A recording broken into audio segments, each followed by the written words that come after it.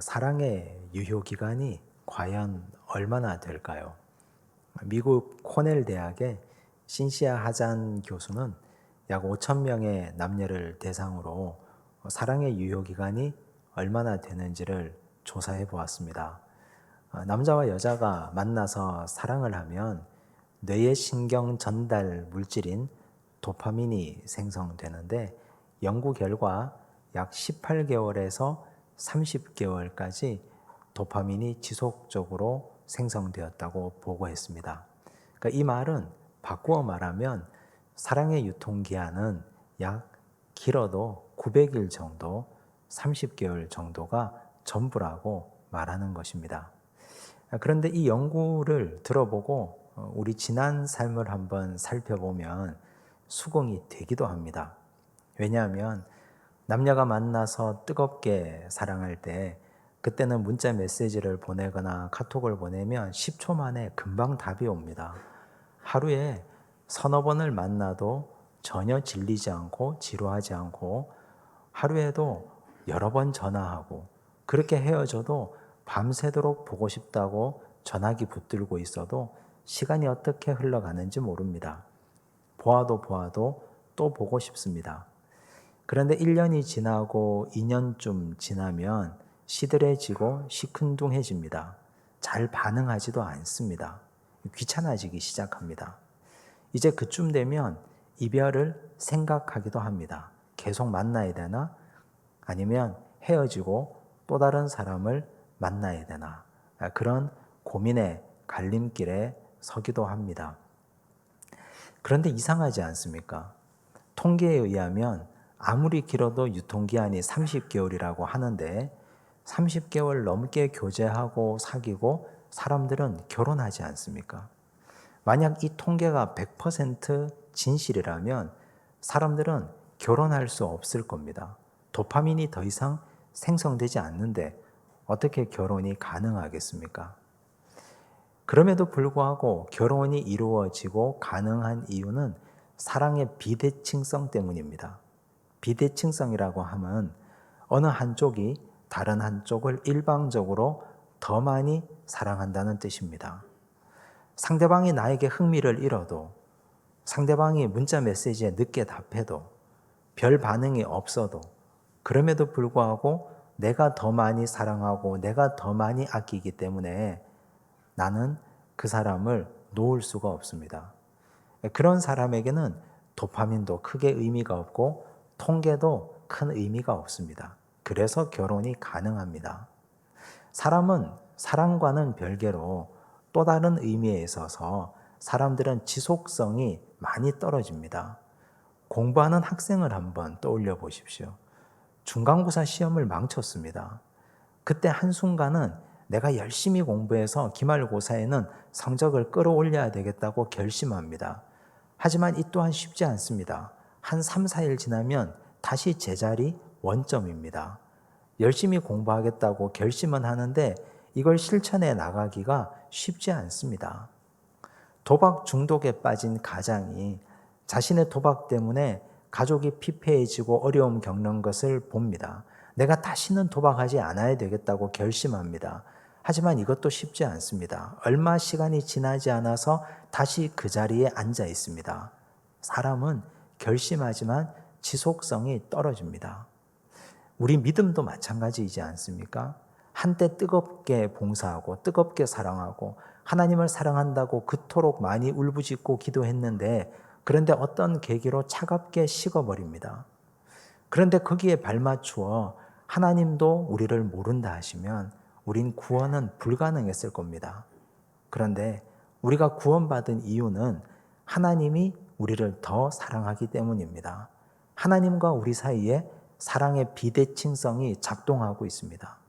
나는 하나님에 대해서 흥미를 잃어도 하나님은 우리에 대해서 흥미를 잃지 않고 여전히 사랑하시고 여전히 보호하시고 여전히 이뻐하십니다. 그래서 구원이 가능합니다.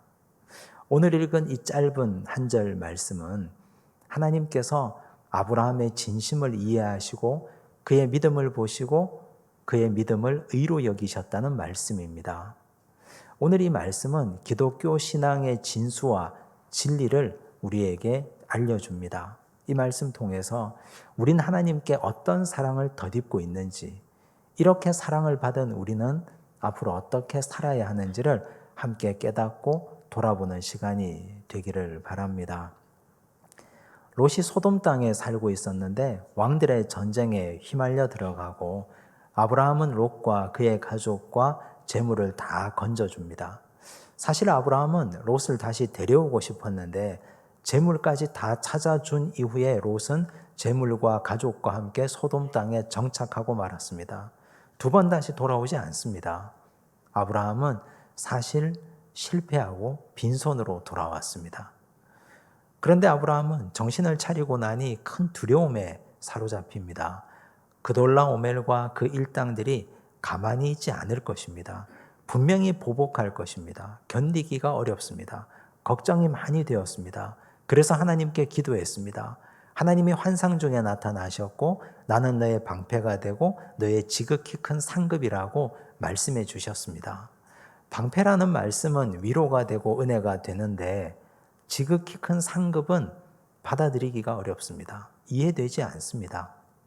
아직까지 자녀가 하나도 없었기 때문입니다. 지극히 큰 상급은 필요 없고 아들 하나만이라도 주셨으면 좋으련만 자녀도 하나도 없습니다. 그래서 하나님께 볼멘 소리를 합니다. 다메섹 엘리에셀, 우리 집에서 기른 이 종이 나의 상속자가 될 것입니다.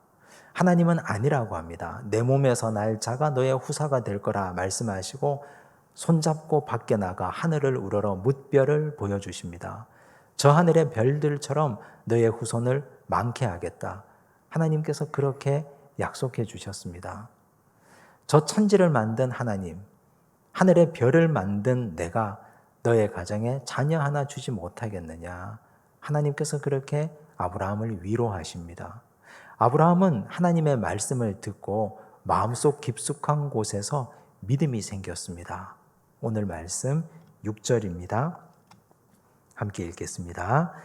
아브라함이 여호와를 믿으니 여호와께서 이를 그의 의로 여기시고, 이 짧은 한 절 말씀이 기독교 신앙을 나타내고 표현하는 정수의 말씀입니다. 그런데 우리는 이 말씀을 통해서 몇 가지 질문거리가 생깁니다. 오늘 우리가 한 3가지 질문거리를 가지고 함께 찾고 답해 보려고 합니다. 첫 번째 질문입니다. 아브라함이 여호와를 믿었다고 했는데 그러면 구체적으로 아브라함이 무엇을 믿었는가 하는 질문입니다. 아브라함이 무엇을 믿었을까요? 결론부터 말하면 아브라함은 하나님의 말씀을 믿었습니다. 다메섹 엘리에셀이 아니라 너의 집에서 날 자, 그 사람이 아니라 내 몸에서 날 너의 후사가 너 상속자가 될 것이다 하신 하나님의 말씀. 저 하늘의 뭇별들처럼 너의 후손을 많아지게 하겠다는 하나님의 말씀. 아브라함은 그 말씀을 믿었습니다. 하나님은 이를 그의 의로 여기셨다고 하셨습니다. 그런데 이상하지 않습니까? 아브라함이 하나님의 말씀을 믿었는데 그 믿음을 표현한 적이 없습니다. 하나님 감사합니다. 하나님 이렇게 저에게 뭇별을 보여주시고 믿게 하시니 감사합니다. 그래서 말이라도 하나님께 표현한 적이 없습니다. 또한 아브라함은 그 믿음이 생겨서 물질을 가지고 하나님께 예물을 드린 적도 없습니다. 그런데 하나님은 이를 그의 의로 여겼다고 말씀하셨습니다. 믿기만 했는데, 그 믿음은 가슴 속에 있기만 하고 마음에 품기만 했는데 하나님은 그걸 어찌하시고 이를 그의 의로 여겼다고 말씀하셨습니다. 이것이 우리에게 어떤 의미를 줍니까? 하나님은 우리 마음 속속들이를 살피고 돌보시고 중심을 들여다보는 분이라는 뜻입니다. 우리가 표현하지 않아도, 우리 마음에 품은 걸 다 그대로 나타내지 않아도, 말하지 않아도, 예물을 드리지 않아도 하나님은 우리가 생각만 해도 다 보고 계시고 다 알고 계신 참으로 전능하신 하나님 아버지이십니다. 그런데 우리는 사람들을 상대하다 보니 수십 년 동안 길들여진 습관이 있습니다. 마음에 품었다면 표현하라고 배웠습니다. 사랑을 마음에 품었습니다. 내가 상대방을 사랑한다는 마음만 가지고 있습니다. 그럼 상대방이 어떻게 내 사랑을 알겠습니까? 말로 표현하고 고백해야 됩니다. 사랑합니다 라고 말해야 됩니다. 말만 해서는 안 됩니다. 표현해야 됩니다. 맛있는 걸 사주든지 그 사람에게 꼭 필요한 걸 대접을 하든지 그가 꼭 필요한 걸 채워주든지 그래서 내가 당신을 사랑한다는 것을 입증해 보여야 됩니다. 그래야 상대방이 믿어줄 것 아닙니까? 우리는 그렇게 평생을 살았습니다. 그렇기 때문에 하나님도 분명히 그럴 것이라고 생각합니다. 그래서 우리는 하나님께 자꾸만 뭔가를 표현하려고 합니다. 행동하려고 하고 행위로 나타내려고 합니다. 그런데 그런 강박에 시달리지 않아도 됩니다. 전능하신 하나님께서는 우리의 심령과 마음 중심을 다 알고 계시기 때문에 생각만 해도 그 생각이 진심이라면 하나님께서 아브라함의 이 생각이 진심인 것을 알고 이를 그의 의로 여기셨기 때문입니다. 요한복음 4장 24절 말씀을 보시겠습니다. 함께 읽습니다. 하나님은 영이시니 예배하는 자가 영과 진리로 예배할지니라. 예수님께서 하신 말씀입니다. 사마리아 여인에게 주님께서 말씀하셨습니다. 하나님이 영이라는 말은 하나님은 사람이 아니라는 뜻입니다. 사람은 겉모습만 봅니다. 하지만 하나님은 영이시기 때문에 우리의 속사람과 생각을 다 읽어내십니다. 그래서 우리가 예배드릴 때 겉모습으로 예배드리는 것이 아니라 하나님처럼 우리도 마음을 다해서 영과 진리로 예배해야 하나님이 그 예배를 받는다는 뜻입니다. 위로가 되는 말씀이죠. 은혜가 됩니다. 그런데 문제는 돌이켜 생각하면 훨씬 더 부담이 됩니다. 얼마나 부담스럽습니까? 겉으로 표현하기는 굉장히 쉽습니다. 기준만 채우면 되기 때문입니다. 좋은 옷 입고 경건한 척하고 이 자리에 앉아 있으면 사람을 속일 수가 있습니다. 그런데 하나님은 속일 수가 없습니다.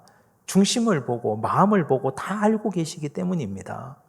오늘 이 자리에 와서 예배드리는 우리, 정말 하나님께서 우리 속마음을 속속들이 다 살펴보고 계시는데 우리 예배가 영과 진리로 드리는 예배라고 자신할 수 있습니까? 나는 믿음이 있다고 생각하고 있는데 정말 내 믿음이 하나님 보실 때 의로 여기시도록 괜찮은 믿음이고 순전한 믿음이라고 자신할 수 있습니까? 기준을 정해 놓으면 훨씬 쉽습니다.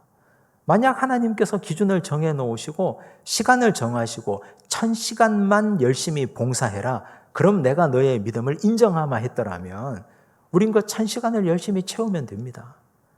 열심히 봉사하고 열심히 그 1000시간만 채우면 내 믿음이 입증되는데 그거 못하겠습니까? 하나님께서 물질의 기준을 정해 놓으시고 얼마 물질을 드리면 난 너의 믿음을 인정하겠다 하셨다면 우린 열심히 벌어서 그 물질의 기준만 채우면 됩니다. 그런데 하나님께서 얼마나 까다로운 분인지 모릅니다. 마음을 보고 계십니다. 그런 것 하지 않아도 좋으니 너 마음 중심만 나에게 바르게 행하라. 그럼 내가 너의 믿음을 의롭다고 인정하마. 너무 어렵습니다. 기준이 없기 때문에. 그래서 우리는 지금까지는 드러난 행위에 집중했다면 이제부터 우리는 우리 내면을 들여다보셔야 됩니다. 예배드리는 나의 내면, 섬기고 봉사하는 나의 내면, 말씀 공부하는 나의 내면, 사람을 대하는 내 중심을 보셔야 됩니다. 진심인가? 하나님 앞에 진심인가? 아브라함이 뭇별을 보여주신 하나님의 말씀을 듣고 그 순간 진심이었습니다. 그래서 하나님은 그 순간의 믿음을 보시고 이를 그의 의로 여기셨습니다. 부디 이제 우리의 내면이 하나님 앞에 진심인 믿음이 되기를 바랍니다. 행동보다 행동을 좌우하는 우리 마음의 진심을 순간순간 살피고 들여다보시고 하나님께 인정받을 수 있는 참된 믿음을 가지는 하나님의 자녀들 되시기를 간절히 바랍니다. 두 번째 질문입니다. 아브라함의 이 믿음이 과연 순수한 믿음인가 하는 질문입니다. 이 질문을 왜 드리느냐 하면 아브라함은 지금 상황에 의해서 하나님을 믿고 있지 않습니까? 아브라함의 상황이 벼랑 끝에 몰려 있습니다. 절체절명입니다. 그돌라오멜과 그의 일당들이 분명히 아브라함을 쳐들어올 겁니다. 아브라함과 동맹한 3명의 동맹자들과 318명의 군사들로는 턱없이 부족합니다. 두렵습니다. 그들이 쳐들어오면 아브라함이 그들을 막아낼 방법이 없지 않습니까? 아브라함은 롯을 그의 후계자로 생각했습니다. 그런데 롯이 떠났습니다. 믿는 구석이 사라졌습니다.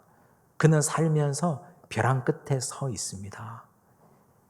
목숨 건 벼랑 끝에 지금 서 있습니다. 이때 하나님께서 그에게 나타나셨고 하나님이 말씀하십니다. 뭇별을 보여주십니다. 그래서 아브라함은 하나님을 붙잡았습니다. 어떤 사람은 아브라함의 믿음을 이래서 평가절하합니다. 상황이 긴박하니까. 어쩔 수 없어서 그가 하나님을 믿지 않으면 안 되기 때문에 믿은 것 아닌가. 이 믿음을 순전한 믿음, 순수한 믿음이라고 말할 수 있는가.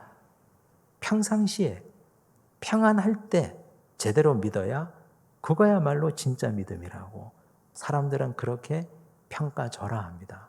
여러분 어떻게 생각하십니까? 결론적으로 말하면 그렇지 않습니다. 모든 사람이 위기에 빠진다 하더라도 그 모든 사람이 그 순간 하나님을 붙잡는 것은 아닙니다. 어떤 사람은 위기에 빠져도 다른 길을 모색하는 자들도 얼마든지 있습니다. 이스라엘의 첫 번째 왕 사울을 생각해 보십시오. 그가 블레셋과의 전쟁에서 위기에 빠졌습니다. 블레셋 5부족 연합체가 함께 몰려왔습니다. 이스라엘이 위기에 빠졌습니다. 그때 사울 왕은 하나님께 기도합니다. 하나님 어떻게 해야 될까요? 답을 알려주십시오. 그런데 하나님께서 꿈으로도 우림으로도 선지자로도 대답하지 않습니다. 그래서 사울은 무당을 찾아가고 말았습니다. 사무엘상 28장 5절에서 7절입니다. 함께 읽습니다. 사울이 블레셋 사람들의 군대를 보고 두려워서 그의 마음이 크게 떨린지라. 사울이 여호와께 묻자오되 여호와께서 꿈으로도 우림으로도 선지자로도 그에게 대답하지 아니하시므로 사울이 그의 신하들에게 이르되 나를 위하여 신접한 여인을 찾으라. 내가 그리로 가서 그에게 물으리라 하니 그의 신하들이 그에게 이르되 보소서 엔돌에 신접한 여인이 있나이다. 보십시오. 이런 위기 상황, 절체절명의 상황에서 사울은 무당을 찾아가고 말았습니다. 그는 하나님 앞에 더 간절하게 목숨을 걸고 기도해야 옳았건만 그는 기도하지 않습니다. 하나님 살려주십시오. 제가 어떻게 해야 되겠습니까? 이런 상황에 제가 어떻게 해야 답을 찾겠습니까? 이렇게 엎드렸어야 했는데 그는 오히려 무당을 찾아가고 말았습니다. 위기에 처한다고 해서 모든 사람이 다 하나님을 찾는 것이 아닙니다.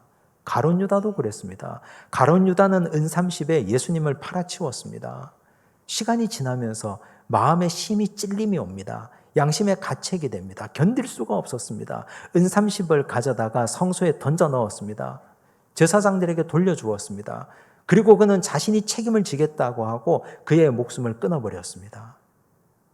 벼랑 끝에 섰을 때, 잘못했다고 느껴졌을 때 주님께 나가서 회개하고 제자들을 만나서 내가 잘못했다고 용서를 구해야 옳았습니다. 하지만 그는 스스로 이 문제를 짊어지고 책임지려고 했습니다.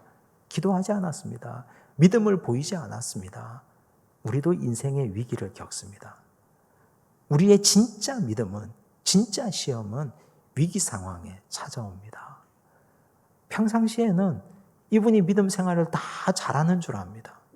신앙생활 다 잘하는 것처럼 보입니다. 그러나 인생의 풍파가 오고 위기 상황이 닥칠 때 그때 진짜 믿음과 가짜 믿음이 분별되고 드러납니다. 아브라함은 인생의 위기가 찾아왔을 때 하나님을 진심으로 믿었습니다. 하나님께서는 그의 믿음의 진심을 보시고 이를 그의 의로 여겼다고 말씀하셨습니다. 여러분, 우리의 믿음은 위기 상황에 드러나는 법입니다. 평상시에 마음을 다잡고 결단하고 계셔야 됩니다. 어떤 상황이 오더라도, 어떤 위기가 오더라도 내 믿음 변치 않기를. 어려움이 오고 위기가 올수록 나는 하나님 붙잡고 그 앞에서 엎드려 무릎 꿇고 하나님 살려주세요 하고 하나님과 함께 인생을 걸어가기를 결단하는 믿음의 백성들이 되시기를 간절히 바랍니다. 세 번째 질문입니다. 아브라함이 지금 여기서 여호와를 믿었습니다. 하나님은 이걸 또 그의 의로 여겼습니다. 그런데 이 믿음이 얼마나 오랫동안 지속되었을까요? 16장 2절을 보시겠습니다. 함께 읽습니다. 사레가 아브라함에게 이르되 여호와께서 내 출산을 허락하지 아니하셨으니 원하건대 내 여종에게 들어가라. 내가 혹 그로 말미암아 자녀를 얻을까 하노라 하매 아브라함이 사레의 말을 들으니라. 15장이 지나서 바로 16장이 되자마자 아브라함은 사레의 말을 듣고 하갈을 통해서 이스마엘을 생산하고 말았습니다. 하나님께서 15장에서 무별을 보여주시고 저 하늘의 별들처럼 너의 자손을 많아지게 해주겠다. 내 몸에서 날 자라야 너 후손이라고 말할 것이다. 분명히 그렇게 말씀하셨습니다. 아브라함은 그 말씀을 믿었습니다. 그 순간은 진심이었습니다.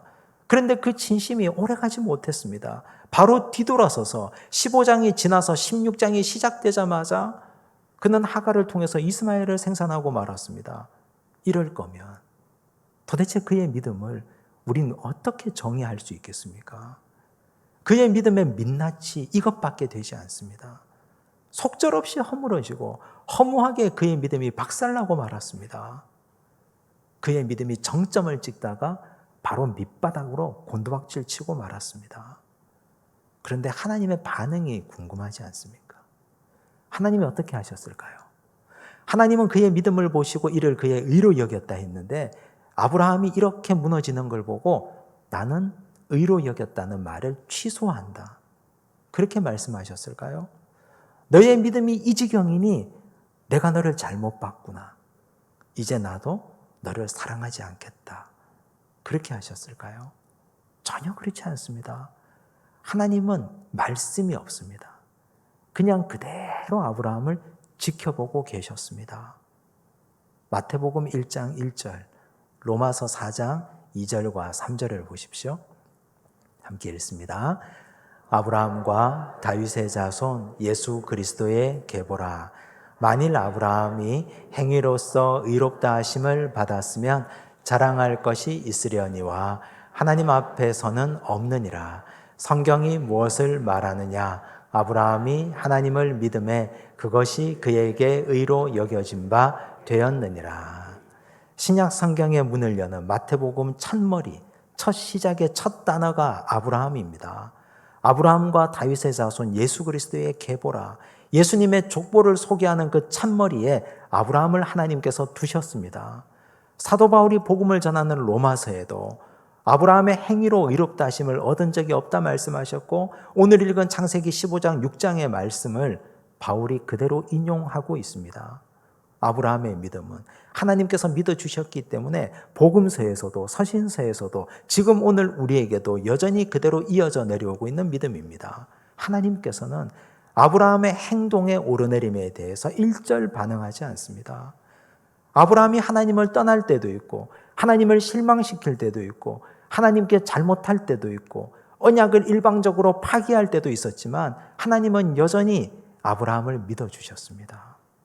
사람은 지속적이지 않습니다. 믿음이 정점을 찍다가도 한순간에 어떤 사건으로 밑바닥으로 추락하기도 합니다. 뜨겁다가도 갑자기 식어버리기도 합니다. 교회 일을 혼자 다 할 것처럼 열심을 내다가도 어떤 일이 있으면 차갑게 뒤돌아서기도 합니다. 이것이 연약한 우리 인간의 본 모습입니다. 우리 인생의 신앙의 그래프를 한번 돌아보십시오. 한때 뜨거웠던 적이 있었지 않습니까? 한때 열정적이었던 적이 있었지 않습니까? 눈물로 기도하고 눈물로 마룻바닥을 적시고 열심히 뛰어다니고 전도하고 봉사하고 온종일 하나님을 향하여 우리의 인생 전체를 드렸던 적도 있지 않습니까? 그런데 식어버렸습니다. 이제는 겨우 숨만 쉬고 이제는 겨우 믿음의 명맥만 유지하고 있습니다. 그런데 하나님은 여전히 나를 향한 신뢰를 거두지 않습니다. 그때를 회복하기를, 돌아오기를 기다리면서 하나님은 참고 또 기다려 주십니다. 그런데 사탄이 여기에 개입합니다. 절대 돌아갈 수 없다고. 하나님은 너를 이제는 포기하셨다고. 너는 이제 끝난 인생이라고. 기왕 이렇게 되었으니 너는 세상의 연락과 기쁨과 낙을 즐기고 즐겁게 인생을 마무리하라고 사탄은 우리에게 그렇게 속삭입니다. 여러분은 그런 사탄의 괴계에 어떻게 반응하십니까? 거짓말입니다. 성경을 보십시오. 탕자가 아버지께 돌아갔지 않습니까? 아버지의 재산을 미리 받아서 다 써버렸습니다. 그런데 아버지께 돌아갔습니다. 아버지는 탕자를 안아줍니다. 좋은 옷을 입혔습니다. 손에 가락지를 끼웠습니다. 송아지를 잡았습니다. 그것도 살찐 송아지입니다. 온 동네 사람들을 불러 모아놓고 잔치를 벌였습니다. 이렇다가 다시 찾은 아들이 돌아온 것을 기뻐하며 잔치했습니다. 아브라함이 얼마나 많은 잘못을 저질렀습니까? 그가 이집트에 내려가서 하나님을 속이고 거짓말했습니다. 그래도 하나님은 그를 기다려 주셨습니다. 롯을 향한 원대한 구원 계획을 아브라함이 끼어들어가서 방해했습니다. 그래도 아브라함이 하나님께 기도했을 때 하나님은 환상 중에 그에게 다시 찾아오셨습니다. 돌아오기만 하면. 하나님은 여전히 그 자리에서 기다리고 계십니다. 한순간 그 신앙 고백, 그 하나만을 보고 기다려 주십니다. 이 하나님은 우리의 장점 한 가지만 보고 여전히 기다리고 계시는 분입니다. 하나님은 아브라함의 이 믿음, 이 순간의 진심을 보셨기 때문에 그의 평생을 기다리고 또 기다려 주셨습니다. 반면 아브라함은 하나님께서 100가지 1000가지를 다 해주셨는데 한 가지 이루어주지 않은 것 때문에, 자식 문제 해결하지 않은 것 때문에 하나님께 볼멘 소리를 하고 가시돋친 말을 내뱉었습니다. 우리도 하나님께 그렇게 반응하지 않았습니까? 하나님의 아들 예수 그리스도도 우리 장점 한 가지만 보고 지금도 기다려 주십니다. 베드로는 예수님을 3번이나 부인했습니다. 부인했고 저주하며 부인했고 맹세하고 저주하고 부인했습니다. 그런 베드로를 주님은 찾아가서 3번이나 네가 나를 사랑하느냐 말씀하셨습니다. 왜 그렇게 하셨습니까? 베드로의 신앙 고백 때문입니다. 주는 그리스도시요 살아계신 하나님의 아들입니다 라고 고백한 그 신앙 고백, 그 순간 진심이었기 때문에 우리 주님은 베드로의 그 눈빛과 그 말을 통해서 그의 진심을 보셨습니다. 이렇게 신앙 고백한 베드로가 나를 3번이나 부인해도 분명히 돌아올 것이다. 그래서 주님은 베드로를 또 찾아가시고 신방하신 것 아닙니까? 하나님은 우리에게 장점 한 가지만 있어도 그거 하나 붙들고 기다리고 돌아오기를 기다리고 계십니다. 오늘 우리가 사람을 대하는 태도가 하나님처럼 이렇게 되기를 바랍니다. 우리 주변에 있는 많은 사람들, 한 가지 장점만 있으면 우린 그 사람과 함께 할 수 있습니다. 하나님도 그를 그 한 가지 때문에 지금도 사랑하고 기다리고 계시기 때문입니다. 사순절 2번째 주일, 우린 하나님께 이런 놀라운 사랑을 받은 존재들입니다. 우리 주변 사람들에게도 이 사랑을 나누고 전하는 믿음의 백성들이 되시기를 간절히 바랍니다. 기도하겠습니다. 하나님 아버지 감사합니다.